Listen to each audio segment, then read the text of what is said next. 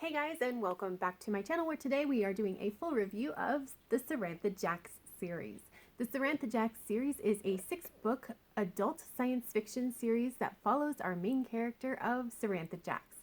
Sirantha is a jumper. She essentially navigates the spaceship as it moves from point A to point B in faster than light travel. And in the very first book, Grim Space, we open up on her in prison. She is the sole survivor of a spaceship crash, and then a man, March, shows up to break her out. And as they are making their escape, it becomes very clear that March did not do this out of the kindness of his heart, but because he had a favor to ask of her. And the story kind of goes from there. In book 2, which is Wanderlust, Sirantha, much to everybody's dismay, including her own, has been named ambassador to an alien planet, and she is being sent there to try to get this alien race to agree to a treaty between them and the rest of humanity. And now she just needs to get to the planet. And then in book 3, which is Double Blind, Sirantha has gotten to this alien planet and her diplomatic mission ensues. In book 4, which is Killbox, there is a different alien race that thinks that humans are a very tasty treat. And so she has joined the armed forces to fight against them. And this book has a lot of stuff going on that leads to her making a very large choice at the end of this book that has some very wide-ranging implications. In book 5, which is Aftermath, she is now on trial for this decision that she made. After the trial is over, she does go about trying to fix some of the things that she broke earlier on in this series. And then book 6 is Endgame, and she is going to yet another alien planet, completely different alien planet than we've seen before, and she is trying to help the alien race there rebel against the humans that have subjugated them for centuries. So let's talk about those plots. If it seems like there is no overarching plot, that's because there's not. That's not what this series really is. It's not the kind of thing where there's one story to tell and there's that overarching plot, and when that plot is done, series is done. Really, actually, this is following Sirantha through a very interesting time in her life. So the first book opens up when it gets interesting, and the last book ends when it stops being interesting. So this is a very different kind of story or series than what I am used to. I am used to overarching plots, but like I said, it really doesn't have any because we're just following an interesting person. Now, because I'm used to the overarching plots, I'm also used to the last book having a grand finale, right? Where a conclusion that is much longer than normal because you're actually wrapping up all the storylines from the series, and this book did not have that. I am mentioning it because, to me, even though the conclusion of the last book very much concluded the series, it didn't feel as satisfying because I didn't have that big finale. And so I just kind of want to warn you, if you're used to those kinds of stories with those overarching plots, with the grand finale, this does not have that. So just adjust expectations. So since it doesn't have those overarching plots, let's just talk about the plots of the individual books. And honestly, the quality of those plot lines, they're a little bit inconsistent. So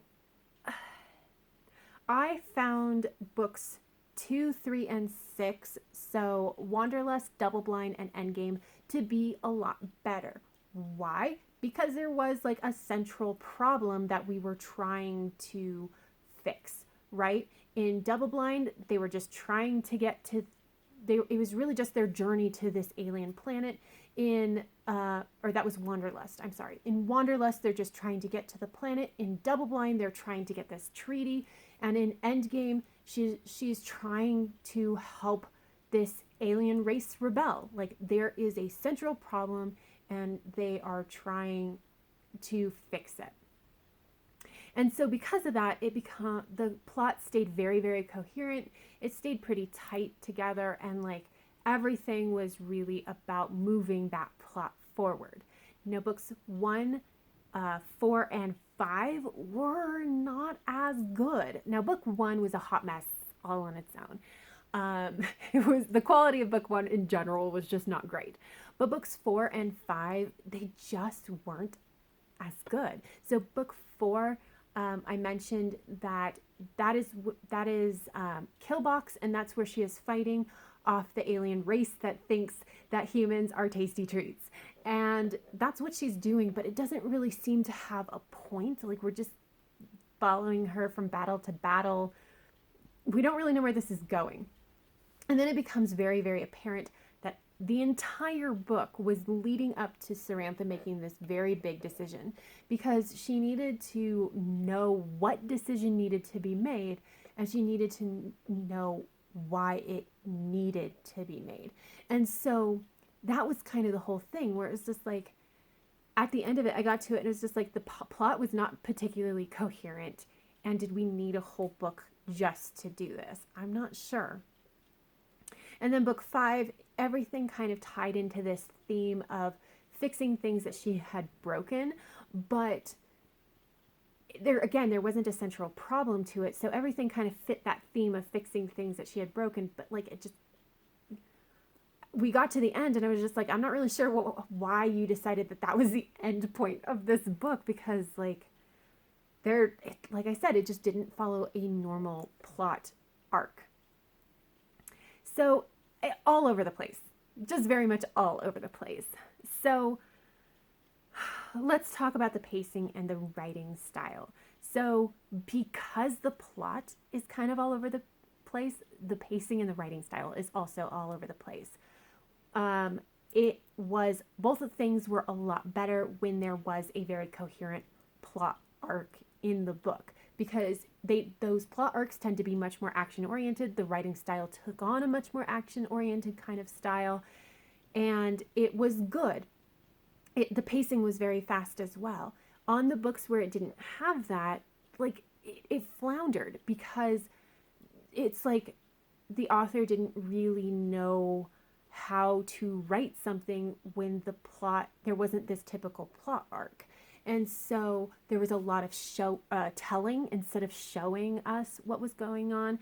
There was a lot of weird time jumps where we would we'd move forward a couple months, but how it was written, I didn't feel the weight of that time jump, if that makes sense. So I honestly don't know how long of a time period this series covers, because I have no idea. I didn't feel the weight of any of that, the movement of time. So that was not great.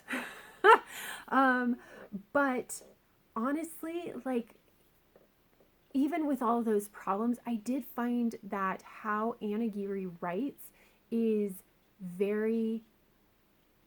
it's easy to read. It's just so easy to read. And it really pulled me through even all these books, even the books that weren't great for pacing and for the writing style. It just pulled me through, and it was good. It was nice. So next, let's talk a little bit about world building. So as I was sitting down to pull my thoughts together for this review, I was actually very surprised at how lacking the world building was, because I never felt trust me, I never felt like we had enough world building, because I love world building, but I didn't really feel like it was terrible. And so I was just surprised at how little we actually got. So I would say the world building of this series is sufficient. Essentially, there's nothing really glaringly contradictory, and there's nothing that's really bad. There's nothing super lacking. And so how little world building there is never gets in the way of the plot or the character development or anything like that. There's enough. We do get some extra world building for the planet that Sirantha goes on her diplomatic mission to, but other than that, everything is very, very surface level. It's just, this is just not a world building kind of series. Like, if you're super into world building, man, I'm sorry. This is probably maybe not the series for you, because it just isn't. There's so little. So, and then the other big world building question that people have for science fiction books is, how hard is that science? And no, none. There's no. So like usually when you have answer in books, when there's explanations, it's either hard science or it's kind of squishy soft science, right?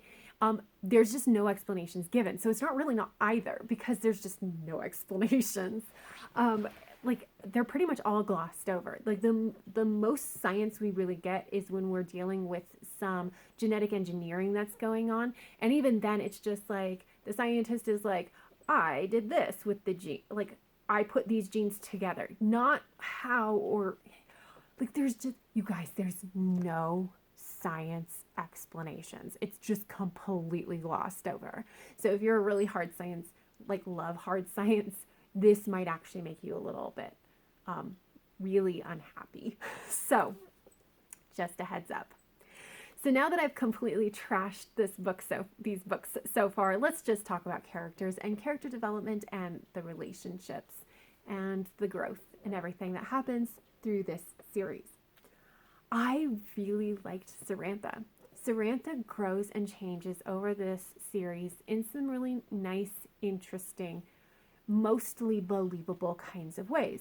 And we get a lot of development on March and a lot of development on Vel. For all intents and purposes, those are the three main characters of this series. Those are the ones that we get the most development and growth on. And watching them through this series is very compelling. Like, this is what kept me coming back to this series. Now, the other side characters are, like, again, we get fairly surface level on their development, and we don't watch their growth, and that's okay. Because, again, the main focus is on Sirantha and March and Vel. And they are done very well. And watching Sirantha's relationships with various people grow and change over time is also just, it's just really interesting, you guys. Like, this is what kept me coming back. It was just so compelling, and I really wanted to see what happened with all of these people. Now, with that, you kind of have to disregard some of the stuff that happens in, like, how book one is, because in book one, there's not a lot of development of the relationships. It's this, like, insta best friend kind of thing. Book one, as I mentioned before, is a hot mess. Like, even in my reading log, I said I liked this in spite of itself, because there was nothing really good that I could point to, but I still really enjoyed it. But that relationship stuff that happened in book one is not indicative of what happens in the rest of the series.